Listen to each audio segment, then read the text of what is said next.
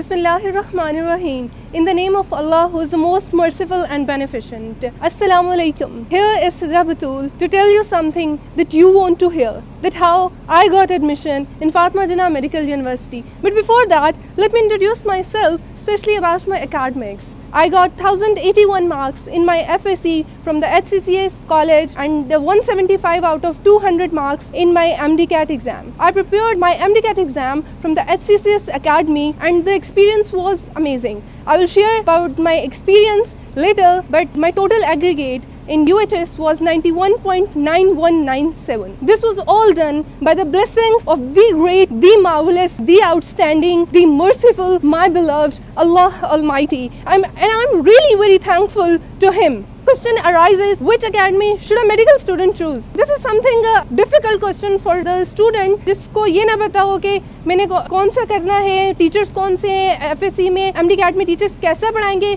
लेकिन मैं तो ये जानती थी कि मेरा अपना ही कॉलेज, मेरे अपने ही टीचर्स MDCAT को पढ़ाते हैं और मैं उनकी टीचिंग, उनके टीचिंग स्टाइल को, उनके जो बताने का तरीका है उसको समझती थी. तो I think it was a really very easy decision for me to choose HCCS academy. जब हम अपना FSC एग्जाम पास कर लेते हैं तो क्या हम इस बेसिस पे कि हमारी टीचर से हमारी एक रिस्पेक्ट लेवल है, हमारी FSC एग्जाम अच्छा रहा है तो हमारा HCCS अकेडमी का एक्सपीरियंस भी अच्छा रहेगा, कि सिर्फ इस बेसिस पे मैं HCCS अकेडमी को ज्वाइन कर लेती, अपने पूरे के पूरे फ्यूचर को इस पे डिपेंड कर लेती? No, never ever. I must have to study about their quality level and I observe that HCCS academy की क्वालिटी कैसी है. फर्स्ट थिंग आई ऑब्जर्व, जो HCCS अकेडमी को ज्वाइन करने के लिए मेरी मोटिवेशन बनी वो मेरे अपने टीचर्स थे, उनका टीचिंग स्टाइल था, उनके समझाने का तरीका था. ये सारी चीजें तो आई ऑब्जर्व कि it was the better, teaching style was better, teaching method was excellent, it was amazing. कुछ ऐसी चीजें थी जिन्होंने मुझे HCCS के साथ स्टिक करके रखा and I will share these two things to you. Teachers का स्टाइल अच्छा था, टेस्ट सीरीज हो रही थी, क्वेश्चंस हो रहे थे, डिस्कशन हो रही थी, हर क्वेश्चन का आंसर एग्जैक्ट दिया जा रहा था, पॉइंट टू पॉइंट था, किसी क्वेश्चन को लीव नहीं किया जा रहा था, प्रॉपर टेस्ट सीरीज जा रही थी. कुछ ऐसा नहीं था जो डिस्टर्ब कर रहा था. बट बच्चे बहुत मासूम होते हैं, वो डरे डरे से दिल, वो सहमे से दिमागों में कन्फ्यूजन वसवसे आते हैं बच्चों के ज़हन में. There are some friends in other academies जो शेयर करते हैं कि हमारी अकेडमी में तो ये हो रहा है, तो बच्चा जो है वो कंफ्यूज हो जाता है. आई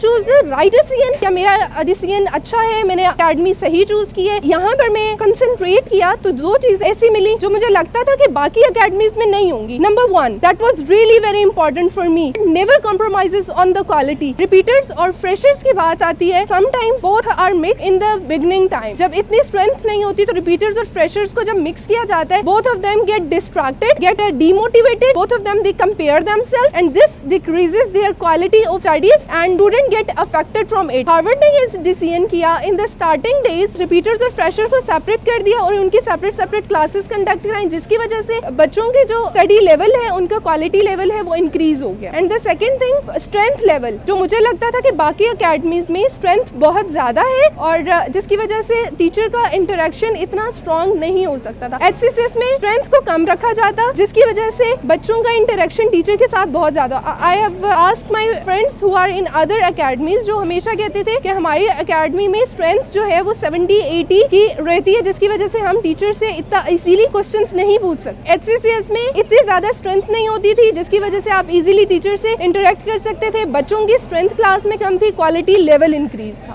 time management is actually I think not a big deal. यहाँ पर आपको इतना बूस्ट अप किया जाता है, इतना मोटिवेट किया जाता है, इतनी प्रैक्टिस कराई जाती है, ऐसे ऐसे MCQs दिए जाते हैं कि आपको हर हाल में वो टाइम मैनेजमेंट आ जाती है, क्योंकि आप प्रैक्टिस से ही सब चीज़ें करते हो. तो प्रैक्टिस बार बार कर करके जब आपको याद नहीं हो रही होती चीज़ें तो याद करा के याद होती हैं. कुछ लिखना नहीं आ रहा है, लिख के चीज़ें लिखना आती हैं. तो अगर टाइम मैनेजमेंट नहीं हो रहा तो टाइम मैनेज करके ही आता है, इतनी प्रैक्टिस हो जाती है. First of all I really want to thankful to my Allah almighty, जिन्होंने हर कदम मेरे साथ रहे. आई थिंक यही मेरे लिए मोटिवेशन थी हर लेवल पर. अगर वालिदैन की वो शफकत, वो प्यार, वो मोहब्बत, वो सपोर्ट रही तो उसके लिए भी अल्लाह ताला का थैंक यू. अगर मैंने HCCS को चूज किया अपने कॉलेज के लिए या अपने अकेडमी के लिए तो I am again thankful to Allah almighty. It is a blessing for me from Allah Taala. ये मेरी अचीवमेंट है, मेरे because I was the girl जो कहती थी उसने डॉक्टर नहीं बना, and my father at that time 2 years back says doctor Sidra Batool, and and I was just smiling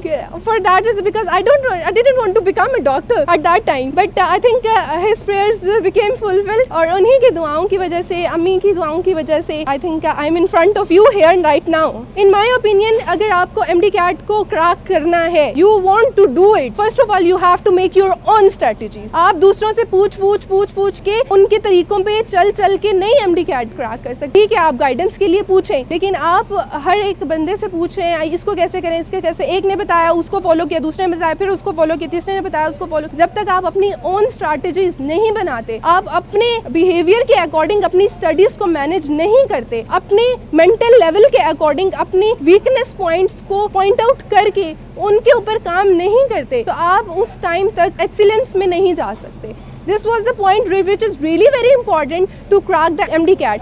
number 2, आपको अपने इस तरह से तैयारी करनी है दैट आई थिंक कि आपने स्ट्रैटेजीज भी बना ली, आपने अपनी वीकनेस पॉइंट भी इम्प्रूव कर लिए, आपने सब कुछ कर लिया, आपने लर्निंग भी कर ली, लेकिन फिर भी ऐसा हो सकता है कि आप MD-CAT को क्रैक ना कर सके। What is the reason behind this? Reason ये है कि आपने अपने मटेरियल को कंपाइल ही नहीं किया। जब आपने फर्स्ट टाइम एक चैप्टर को किया, सेकेंड टाइम किया, आपको पहले भी 4 घंटे लग रहे थे उस चैप्टर पे, अब भी 4 घंटे लग रहे हैं। What's the improvement? आपने अगर इसी तरह से किया तो आप अपने सारे सब्जेक्ट्स को MD-CAT से पहले कैसे मैनेज करेंगे? आपको अपने ऐसी स्ट्रेटजी बनानी पड़ेगी कि एट द एंड, पहले दिन अगर आप अपना चैप्टर एक दिन में कर रहे हैं, उसको दूसरी दफ़ा करें तो आप उसको आधे दिन में करें, तीसरी दफ़ा करें तो आप उसको 1 घंटे में करें, चौथी दफ़ा करें तो आप उसको 20 मिनट्स में करें। And this was my strategy actually. मेरा ऑसिलेशन का चैप्टर मैंने फर्स्ट टाइम में 3 दिन में कंप्लीट किया, सेकेंड टाइम मैंने उसको किया, मैंने 6 घंटे में कंप्लीट किया, थर्ड टाइम मैंने उसको किया, मैंने उसको 2 घंटों में कंप्लीट किया, and at the end of MD-CAT मैंने उसको जस्ट 20 मिनट्स में ऑसिलेशन के चैप्टर को कंप्लीट कर लिया था।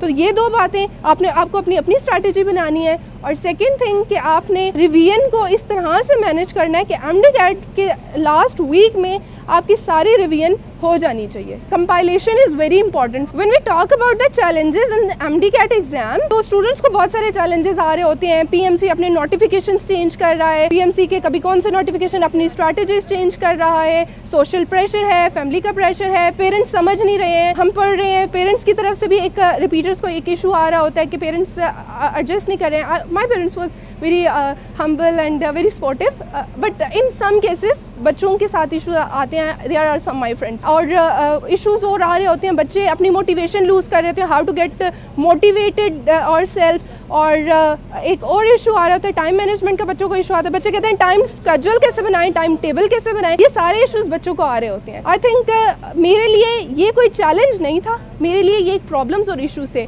और इन सब के प्रॉब्लम्स, इन सब प्रॉब्लम्स के जो सोल्यूशन है वो था अल्लाह के साथ, अल्लाह ताला के साथ ज्वाइन होना, उनके साथ कनेक्ट करना, हर प्रॉब्लम उनसे सॉल्व करवाना। That was a big motivation for me, that was a big solution for me for all these problems. कि टाइम स्केड्यूल ये नहीं हो रहा, टाइम स्केड्यूल को फॉलो नहीं कर पा रहे, बना तो रहे हैं लेकिन फॉलो नहीं कर पा रहे, सिलेबस करना तो चाह रहे हैं लेकिन कर नहीं पा रहे, डेली बैठना तो चाह रहे हैं, रेगुलर होना तो चाह रहे हैं लेकिन हो नहीं पा रहे हैं, तो आप कैसे होंगे? I want to share a very beautiful lines doctor Waseem who said, जब आप पे ये सारे चैलेंजेस आते हैं, time management, social pressure, family pressure, time management, time scheduling, syllabus cover नहीं हो रहा, रिवीजन नहीं हो रही, कंपाइलेशन नहीं हो रही, नोट्स नहीं सही बन रहे, तो इस सब में जब एक बच्चा कोप अप नहीं कर पा रहा है इन सारी प्रॉब्लम्स के साथ, तो वो डिप्रेशन में जाएगा, वो गम में जाएगा, उससे वो डीमोटिवेटेड हो जाएगा। तो यहाँ पर मैं डॉक्टर वसीम की बड़ी खूबसूरत लाइन्स शेयर करना चाहती हूँ that are really very close to my heart. गम में गम देने वाले को याद रख, ये तो आंखों में आंसू हैं, सर सजदे में डाल, नामे मोहम्मद आंखों में, फिर देख तुझे ये गम कैसे फराज करता है। ये तो वो मोती है जो तुझे तेरे मकाम से आशना करेंगे। गम से डरना नहीं है, इसको रीड करना है। ये आपको, जब आपके ऊपर ये सारी प्रॉब्लम्स आएंगी ना, तो आपने कोई मोटिवेशनल वीडियो नहीं देखनी, वो आपको अगेन यही बताएंगे कि आप अपना रेगुलर टाइम स्केड्यूल बनाएं, ये करें वो करें, वो तो आप कर ही नहीं पा रहे। तो अल्लाह ताला के पास आपने जाना है, नमाज पढ़ें, आपको सुकून मिलेगा और आप बिल्कुल रिलैक्स माइंड के साथ अपने नए टाइम स्केड्यूल को बनाएंगे। आपके टाइम स्केड्यूल ब्रेक होते जाएंगे, आप हो सकता है एक टाइम स्केड्यूल बनाएं, उसको आप 3 दिन 4 दिन 1 हफ्ता फॉलो करें, कोई बात नहीं, दोबारा से ब्रेक हुआ दोबारा से बना लें। डीमोटिवेट अगर आप हो रहे हैं, आप डिप्रेशन में जा रहे हैं, किसी के पास नहीं जाना, अल्लाह ताला के पास जाएं, ही विल हील यू। दिल उसके पास जोड़ा, जो चीज़ जो जिसने बनाई होती है वही उसको हील अप करता है, और अल्लाह की ज़ात ही है जो हील अप करने वाली है। तो आप जिसने आपका दिल बनाया है उसी के पास ले जाएं, वो बिल्कुल ठीक कर देगा। That was the big challenge for the students. ये सारे प्रॉब्लम्स आते हैं, इनको चैलेंजेस मत लें, बिग चैलेंज है कि आप अल्लाह ताला के साथ आपने ज्वाइन कैसे करना है। ये चैलेंज आपने फेस कर लिया, MD-CAT is nothing a big deal for you guys. When we talk about the suggestions and advices for the juniors, there are 2 categories, one of them the freshers and other them are repeaters. Freshers को क्या advices दूंगी और repeaters को क्या advices, one by one बात करते हैं। Freshers की जब हम बात करते हैं, फ्रेशर्स इस टाइम FSC अपनी सेकेंड ईयर में कंप्लीट कर रहे हैं, तो उस टाइम उनको अपना जो पढ़ रहे हैं, जो चैप्टर पढ़ रहे हैं, उसको इस तरह से स्टडी करना है, इस तरह से प्रिपेयर करना है कि आपको हर चीज़ हर टाइम पर याद रखे। I am going to share my strategy for you guys कि मैंने अपने FSC में ही केमिस्ट्री की ऑर्गेनिक को कंपाइल कर लिया था। मेरी पूरी ऑर्गेनिक इन जस्ट 10 पेजेस पर कंपाइल थी। मेरी सारी ऑर्गेनिक FSC में ही 10 पेजेस पर कंपाइल हो चुकी हुई थी। तो आपको just in 2 hours I just complete my organic in FSC। तो आप FSC में ही अपनी ऐसी स्ट्रैटेजीज बनाएं, अपने ऐसे नोट्स बना लें, तो आपको बहुत ईजी हो कम करने के लिए। मैं आपको अपने नोट्स भी कुछ शेयर करूंगी कि आपने किस स्ट्रैटेजी से बनाने हैं। Just in 1 page you can compile your whole chapter. आपने 1 पेज किया और आपका पूरा चैप्टर हो गया। तो this was really easy strategy. आप MD-CAT के दिन जस्ट आपके पास अगर आपके 11 चैप्टर्स हैं, आपने 11 पेजेस करने हैं और आपका तकरीबन सारी फिजिक्स हो जाएगी। फ्रेशर्स के लिए यही एडवाइस है कि आप अभी से अपने नोट्स बनाएं, फोकस करें कि आपको एक चैप्टर अगर आप पहले 10 घंटे में करते हैं तो वो 6 घंटे में हो जाए, दूसरी दफ़ा करें 6 में, तीसरी दफ़ा करें 2 में, चौथी दफ़ा करें आपको 1 घंटे में एक चैप्टर एक प्रिपेयर आराम से हो जाए कि इतनी बार बार रिवीजन हो जाए। अगर आप एक चैप्टर को पहली दफ़ा 10 घंटे में करते हैं, दूसरी दफ़ा फिर 10 घंटे में करते हैं, तीसरी दफ़ा फिर 10 घंटे में करते हैं, इट मीन्स आप स्टडी ठीक से नहीं करते हैं। This is actually a litmus test for you. आप इस चीज़ को टेस्ट करें। फ्रेशर्स से अपनी FSC अगर आपने अभी सेकेंड ईयर को अच्छा कर लिया ना, तो आपके लिए मुश्किल नहीं रहेगा फिर फर्स्ट ईयर को क्लियर करना। बात करते हैं रिपीटर्स की। रिपीटर्स के लिए क्या एडवाइजेज है। The book name is eat that frog. What it doesn't mean eat that frog, it means कि आपने सबसे पहले उस मुश्किल चीज़ को उठाना है जो आपको नहीं आती, जो आप हमेशा से जिससे डरते रहते हैं कि ये नहीं हो पाएगी। बिकॉज अभी आपके पास टाइम है, तो आप सबसे पहले उन चीज़ों को क्रैक करें जो आपको नहीं आती। एंड टाइम पे उन चीज़ों को समझना, उन चीज़ों के ऊपर टाइम लगाना is something really very difficult कि हम चीज़ों पे टाइम लगाएं। टाइम नहीं होता तो हम चीज़ों को गुजारने वाली बात करते हैं। तो जो चीज़ नहीं आ रही, क्योंकि eat that frog, it's a difficult thing to eat a frog. तो ऑथर ने बड़ा अच्छा उसमें एक्सप्लेन किया है कि आपने सबसे पहले मुश्किल चीज़ों को क्रैक करना है और फिर आपसे ईजी भी इंशाल्लाह 1 बाय 1 होती जाएंगी। सेकेंड चीज़ मैं फ्रेशर्स को भी ये कह चुकी हूँ, रिपीटर्स के पास भी अभी बहुत सारा टाइम है, वो उन चीज़ों को नोट्स बनाएं, अपने कंपाइल करें, चीज़ों को एक रजिस्टर बनाएं, जो चीज़ें उनकी वीकनेस, अपने वीकनेस पॉइंट्स को नोट करें, उनके ऊपर ज़्यादा से ज़्यादा काम करें। जो चैप्टर्स वीक हैं पहले उनको उठाएं, चैप्टर्स के अंदर जो पॉइंट्स वीक हैं उनको उठाएं और बार बार प्रैक्टिस करें और डिमोटिवेट ना हो, अल्लाह पर भरोसा रखें। इंशाल्लाह इस इम्तिहान में सबसे बड़ी बात ही आपका अल्लाह पे भरोसा होता है, और वो अगर आपकी उम्मीद कायम है ना, तो आप बहुत अच्छे से काम कर पाते हैं। बहुत सारे स्टूडेंट्स ऐसे हैं जो बहुत लाइक होते हैं, जो बहुत हार्ड वर्किंग होते हैं, जो बहुत ज़्यादा मोटिवेटेड होते हैं, जो बहुत